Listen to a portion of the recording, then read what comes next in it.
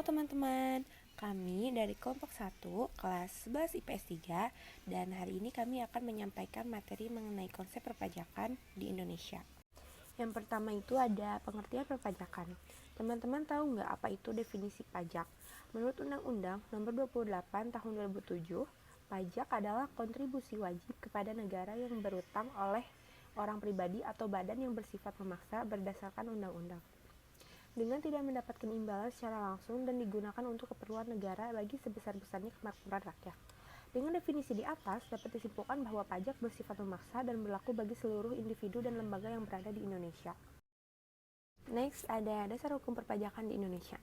Yang pertama, Undang-Undang NRI tahun 1945, pasal 23 ayat 2. Yang kedua, Undang-Undang Nomor 6 tahun 1983. Yang terakhir, Undang-Undang Nomor 16 tahun 2010. Selanjutnya ada fungsi dan tarif perpajakan. Teman-teman tahu nggak sih bahwa pajak mempunyai peranan yang sangat penting dalam kehidupan bernegara?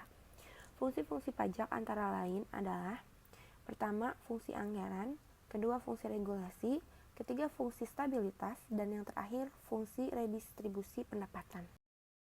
Nah, kalau tarif pajak apa ya teman-teman? Jadi, tarif pajak adalah ketentuan yang mengatur besarnya pajak yang harus dibayar berdasarkan objek pajak tersebut. Macam-macam tarif pajak pada umumnya adalah sebagai berikut. Pertama, tarif tetap.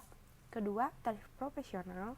Yang ketiga, tarif progresif. Dan yang terakhir adalah tarif regresif atau degresif. Jenis-jenis dan objek pajak di Indonesia. Nah, teman-teman tertarik nggak mengetahui jenis-jenis pajak? Jenis-jenis yang berlaku di Indonesia antara lainnya adalah: yang pertama, pajak pertambahan nilai atau PPN, yang kedua, pajak bumi dan bangunan PBB, dan yang ketiga, pajak pertambahan nilai PPN. Yang keempat yaitu pajak penjualan atas barang mewah PPNBM, dan yang kelima yaitu bea material. Objek pajak. Sekarang ke objek pajak. Objek pajak adalah hal yang dikenakan pajak, misalnya penghasilan, laba perusahaan, tanah, bangunan, serta transaksi jual beli.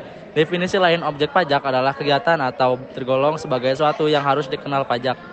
Sekian yang dapat kami sampaikan. Terima kasih atas perhatiannya dan mohon maaf apabila ada salah kata. Wassalamualaikum warahmatullahi wabarakatuh.